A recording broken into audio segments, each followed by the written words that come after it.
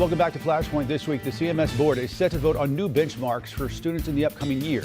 But some board members believe goals should be lowered as students struggle to make a comeback after the pandemic. Here's more of our conversation with CMS Superintendent Crystal Hill. You've been talking recently at meetings about setting goals and what are realistic goals for students and what maybe leveling off some of those goals. Where do we stand right now with that, and how much of this is still combating that learning loss from the pandemic?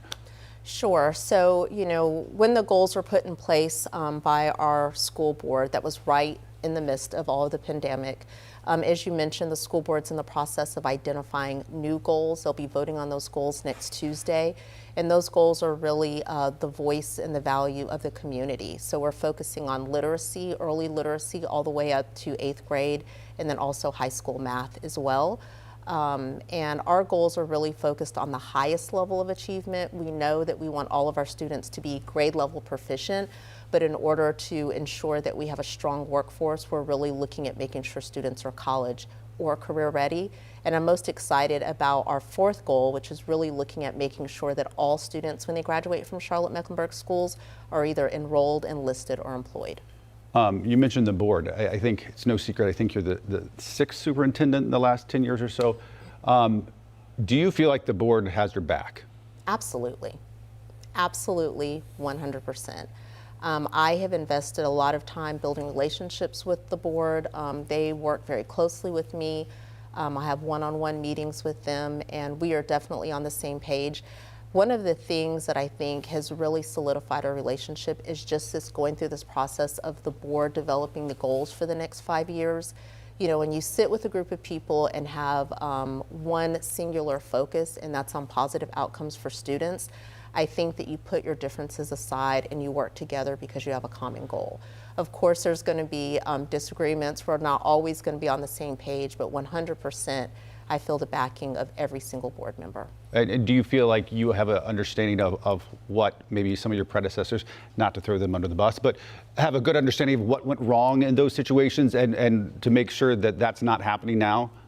Sure. Well, there's been lots of things that have happened here in Charlotte. Charlotte is a really tough market.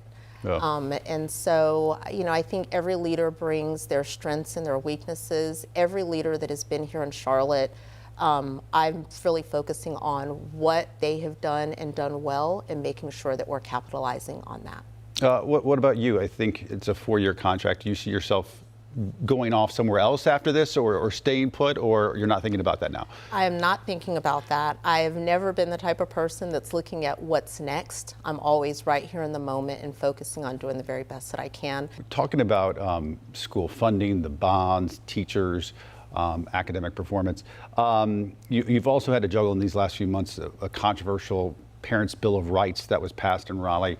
Do you feel supported by state lawmakers in Raleigh?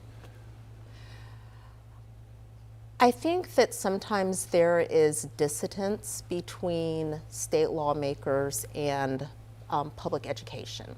For whatever reason, I think the value of wanting an educated workforce is there, but how you get there, I think that there's lots of differences. There are some moves that the General Assembly has made this year that I think have made it difficult, but then there's other things that they have done that's been helpful. For example, one of the things that we have been advocating for is reciprocity in teacher licensure. So when teachers come to us from different states, making it easier for us to hire. And so that's one of the barriers that they have removed. We did see some pay increases for our teachers and staff, but it's never enough. I think it's very clear that the General Assembly values choice. And I'm very much for choice, but I do believe that the rules of the game should be the same.